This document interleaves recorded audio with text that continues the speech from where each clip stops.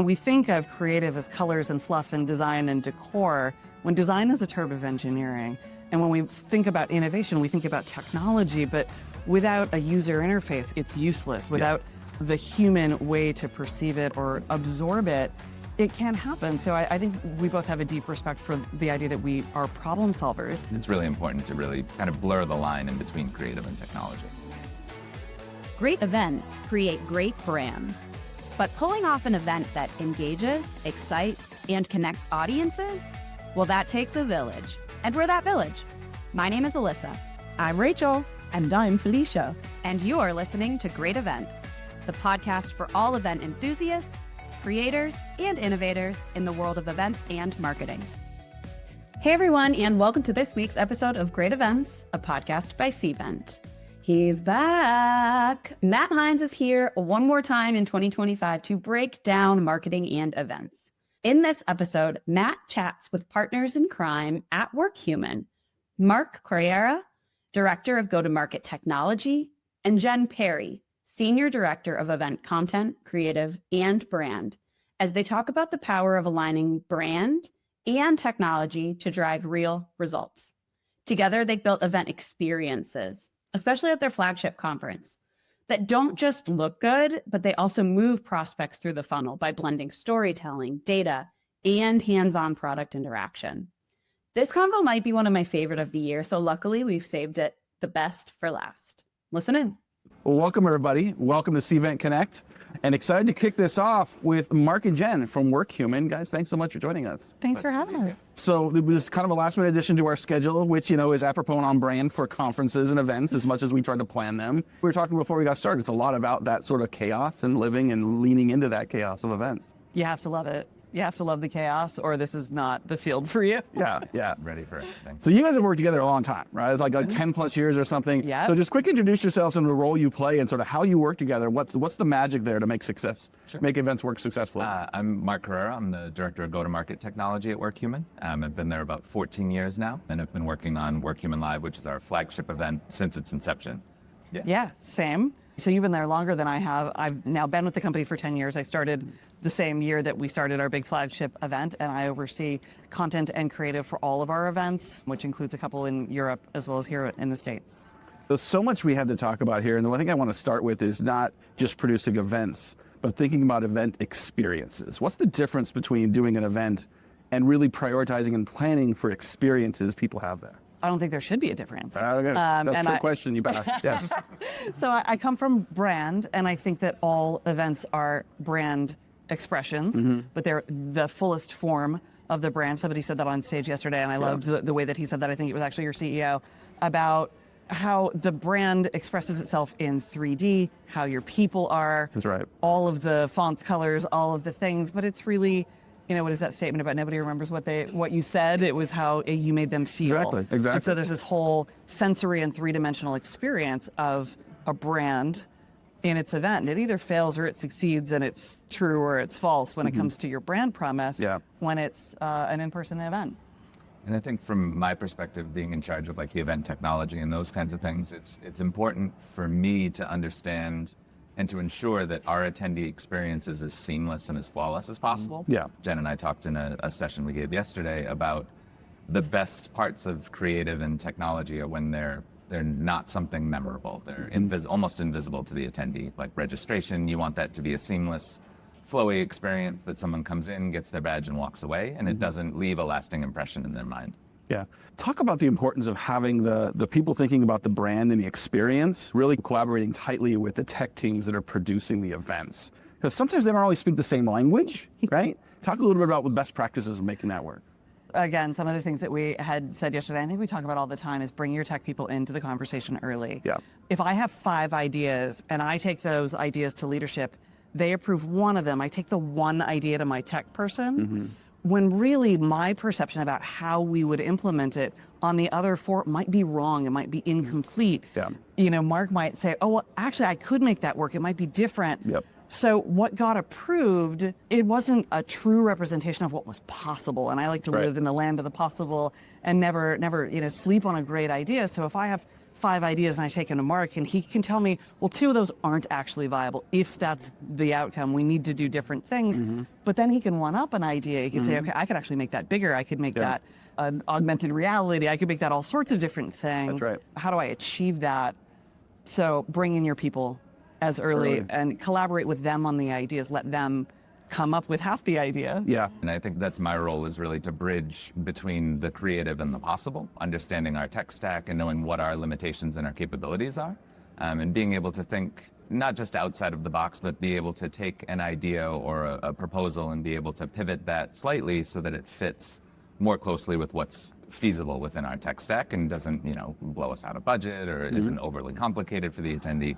So it's important really to have that collaboration and have that give and take so that we can both kind of step on either side of the aisle, and I can give Jen some creative feedback or she could give me some technical feedback, like what if it did this or what if it was that color. It's really important to really kind of blur the line in between creative and technology. So let's take that another step and talk about the difference between creating those, or the integration between creating great experiences at events and getting people into the product, especially when you're doing, like, think about the flagship event you have. Like, we're not doing this just to give people great experiences. We need them to keep paying us, right? We're doing this to get new customers, to keep customers happy and loyal. So we want them to see, like, typically we're doing new features, we've got new products we're launching, we want them to get into that. But there's an experience component to that as well. Talk about bringing those together. When technology is, again, siloed in that executional sort of way, they're not often told to think about the business outcomes. Yep. And I think when you involve your tech partners and you think about the business outcomes, and creative doesn't get too in love with its ideas, and you're thinking about the business outcomes, that's when the collaboration really starts to happen. And so we talk a lot. We're both very friendly and have deep relationships with our sales team and with our customer experience people. We know how the product works. We also use the product at our company. We are the biggest super user of our product, and it is a fantastic thing to use. So we have a personal interpretation of it. And then, so when we get together and say, how do I get somebody to understand this quickly? Right. Because our competitors like to say that our technology is complicated, and I'm going to say it's robust. There you go. And there's a big difference between the two. But at an event, you have the element of time. Yep. It's shortened. How do I get you to experience what our product can do for you in a shortened, gamified way? So I don't know if you want to explain, like, the gratitude bar, like how we sort of got to that. Well, sure. And I mean, even before we get to that, the one thing that we do with our activations are make sure that we tie a line, some type of analogy between what the attendee is experiencing in their activation and some portion of the product. Yep. So they're not just running around grabbing swag, water bottles, socks, stress balls, all those kinds of things. We make sure that almost all of our activations have some common thread that ties back to either a thought leadership or a focus area for the product and some stress pointer, some issue that the product is trying to solve, but also tie it back to the way that the user might interact with the product. So one thing, as Jen mentioned, that we developed over time throughout the event was our version of what we call a gratitude bar. So obviously Workhuman sells a rewards and recognition, it's peer-to-peer, and we came up with kind of an outside of the product, very light version of the rewards and recognition flow that we call the gratitude bar. And we activate that within the event via iPads. We have a digital wall that shows, like, the award feed, so all the moments that are going back and forth between our attendees. And in recent years, we've actually embedded that into the mobile app as well. So everywhere the attendee goes throughout the event, they have that ability to give and receive recognition. And it really takes almost no effort from there to be able to introduce them to a salesperson. And it's really a much warmer introduction into the sales process than it would be if you were just hovering, or the salesperson was just hovering, kind of waiting to pull someone into their demo booth. It feels almost car salesman-y if it's that way. But if they have that warm introduction and they say, oh, I noticed you just gave a recognition moment to one of your colleagues. Why don't you just step over here for a couple minutes and I can show you how you can bring that back to your company and really build and foster culture within your company using our product. This is one of the ways that I think we get a lot of executive permission and alignment and approval on something that's very expensive. Events are not cheap. We know that, being in the business, if you were using events as a cost per lead, like, that's expensive, when you're thinking about it from the business's point of view. And so when we create these activations and things for the users and the attendees to get value out of playing with a thing and networking and learning, but we need to tie it to something in the business. If I'm going to pay to build some crazy bespoke activation, it's got to tie to the theme of the event, pain points of my audience, which is a way that the brand shows our audience, we know you, we understand what your pain points are. and then also tie it to the product. And so every activation ties to performance, recognition, gratitude. We use them a lot to flip myths or preconceived notions about what the product is or what the product can do. How do we use all of these playthings to say, you think you understand what rewards and recognition are, but not the way we do it. Yeah. We have something new to show you, and sort of bring them in, like Mark said, to draw them into those deeper sales experiences when they're asking deeper questions or they're interested in it, and then it's a little less somebody spraying you with perfume at the mall. Yes.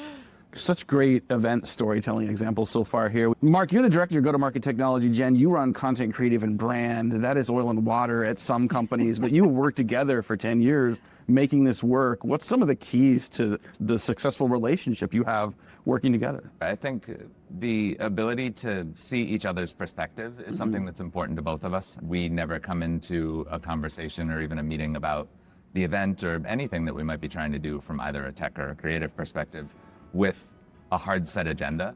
We always come in open to collaborating, to being able to be flexible on either our ideas or what the end outcome is and the means to get there. So I think that collaborative spirit is really, really important and paramount to us. Love that. Yeah, this is one of those places where I want people to think about creative and technology differently. Creative and innovative are two synonyms. And we think of creative as colors and fluff and design and decor, when design is a term of engineering. And when we think about innovation, we think about technology, but without a user interface, it's useless. Without the human way to perceive it or absorb it, it can't happen. So I think we both have a deep respect for the idea that we are problem solvers. We're here to help someone get to someplace better, to some new thing. And we definitely have a no gods, no kings mentality when we get into a room to brainstorm it. It's a great idea can come from anywhere. Good. I think a lot of people, when they design events, even when they talk about doing the next event after something, they use a lot of intuition, they use a lot of emotion, they use a lot of anecdotal evidence. You guys use a lot of data to pull this together. I want to understand what's on that dashboard. What's some of the data you use today to sort of make the next event better? One thing that we certainly pay a lot of attention to are our session and post-event surveys. We pay huge attention to the comment section, obviously. We want to know, aside from the questions that we're asking, what are the things that are top of mind for our attendees that we may not be considering even in the questions that we're asking in those surveys. So it's really important for us to come back, really synthesize all of that data that we come through and compare it year over year. We do the same thing with our event. We tend to move it around. We don't repeat locations very often, and every year is somewhere new. So we even follow that mantra. Like, are we too far away from a hotel in this particular city? Are we too far away from like the downtown for evening activities? And all of that really goes into a lot of the planning as well around some of like the less fun logistical things, like are we having to do shuttles and all that type of stuff. But it really does depend on feedback from our attendees, and we're constantly listening. We're always gathering feedback either in person or through an event app or a post-event survey. So that feedback from the attendees is really paramount to us. And Jen, I know a lot of brand and creative folks that think of data sometimes as a limiter, but I know in your case, like, it actually gives you flexibility and freedom to use that as a launching pad. Absolutely, and again, our teams are very strategic creatives. We might like the blue ad best, but if it's not performing, it's not worth anything to us. I think our creative team looks at it like a science experiment all the time. How do I make them move, do something different? How do I change a behavior? Even if we launch the agenda a different time every year or big keynote speaker, what effect does that have on registration? We've learned it doesn't. Our double down data is our double down date year over year. We have a decade's worth of data. So, sometimes you're like, oh, well, was it the location? Was it all these other things that we change about the event? Like, what's steady versus what's flexible? And it teaches my team what they have power over. Where can we make strides? Where can we test new things? Where can we flip a table and start all over? Yeah. You've referenced sales a couple times, and I want to dig into that a little bit, right? Because at the end of these events, we can talk about experience and everything else, but we're going to look at some hard pipeline numbers at some point. And there's a couple angles I want to take on that. First, as you're designing an event and as you're designing it's like the innovation pavilion here, right? Like here at Cvent CONNECT, there's a significant portion of that is Cvent space, right? How do you design that at Workhuman to not only allow for a great customer and attendee experience, but to give sales the opportunity to do their job? Cvent is only used at events. It is a site-specific technology, right? Like, it's on your websites. It's a part of an event experience. Workhuman as a technology should be a part of the daily life of all of your humans. And so I think that design should be onomatopoeic. It should feel like what it is in every space that it exists. And so they're woven together. There is no space that is without sales, without the product, without the company's brand, because it's a philosophy, it's a thought leadership. We're about connecting human beings to one another. And so that should be present in all the spaces. So while we do have, specific places for demos and people to ask a question, that's only by the nature of humans want to know where to go to get breakfast, get coffee, get a thing as far as wayfinding is concerned. But we try to weave their experience in. They attend the sessions, they go to the parties. We want sales to be there to create relationships. Right. I don't want to say this too loudly. Like, I don't care how many demos they show, as long as they have deep conversations and connections with the people who matter. Yeah. We're going to measure things like how many demos did we have. Of course, those things have to exist in, the day-to-day of the business. But really, it's about creating spaces for them to have connection that then exemplifies, this conversation was so great. Yeah. If we worked together, I would have given you a recognition moment, and we would have changed the culture of our company together. Yeah. And to give sales that narrative is paramount to our company. I think that's so important. I want to reiterate that for the people in the back that may not be listening, that like in the room, the experience you have, it's not the only opportunity to sell. It sets up future opportunities. Sometimes 3 steps is faster than 1. And so engineering that and reiterating that, and then getting consensus from the sales team to sort of be patient and to be disciplined to do that the right way. That isn't always an easy thing to get done. No, absolutely. And we also spend a lot of time thinking about opportunities for putting those attendees in front of our sales reps. So even when we design our Workhuman Central, which is what we call our trade show floor at Workhuman Live, we do spend a lot of time thinking about traffic flow, traffic pattern. We tend to use a lot of either quadrant-based or like hub and spoke model so that everything flows through the center of that space. And one other feature that we tend to keep year over year is putting our main stage content adjacent to Workhuman Central. And we use that as a forcing function, so that the only way in and out of main stage is to pass through that trade show floor. It's forced traffic, and it might seem like something that's trivial, but the amount of conversations that happen even in that transition time in between leaving main stage and going to a breakout session are just another opportunity to get our attendees in front of our sales folks. I think that's one of the places where I believe that language is where you win the game of brand. And so as they come out of main stage, where they've heard all of the language that we want them to hear, whether it's from our speakers or people we've hired, we have a thematic narrative. People have come to talk about certain ideas.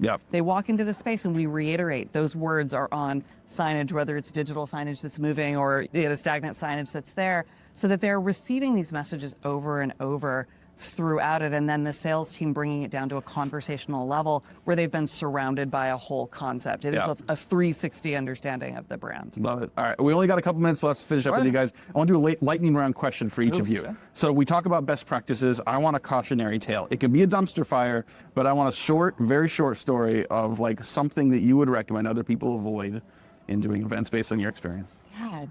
I'll say overcomplicating registration. We talked about this in our session as well, but at one point we had 18 different badge types that needed to be printed at registration. And just taking all of that philosophy and all of those touch points and simplifying that down to as few that still accomplish the same goals. That's fantastic. Same in creative, overcomplicating, too many names, too many colors, too many elements. We did this one year where every space had like 17 things going on, and I was like, that's so confusing. And one of the places where we realized how confusing it was is we were trying to consolidate it into the app, and I was like, why does this have 92 ways to categorize itself, which was unnecessary. It was very pretty and very shiny, but also not simple, not as easy from the user perspective. Less is more. Yes, less for the is user, more. for the experience, for you to have to produce this as well. Yes. It's a great lesson. Awesome. Mark and Jen from your Workhuman, thank you guys so much for joining us here today. Thanks so much. Pleasure to be here. Thank you. This was great. Thanks for hanging out with us on Great Events, a podcast by Cvent. If you've been enjoying our podcast, make sure to hit that subscribe button so you never miss an episode. And you can help fellow event professionals and marketers just like you discover great events by leaving us a rating on Apple, Spotify, or your preferred podcast platform. Stay connected with us on social media for behind-the-scenes content, updates, and some extra doses of inspiration. Got a great story or an event to share? We want to hear from you. Find us on LinkedIn, send us a DM, or drop us a note at greatevents@cvent.com.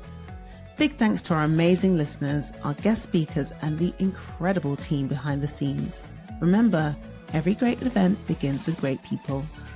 And that's a wrap. Keep creating, keep innovating, and keep joining us as we redefine how to make events great.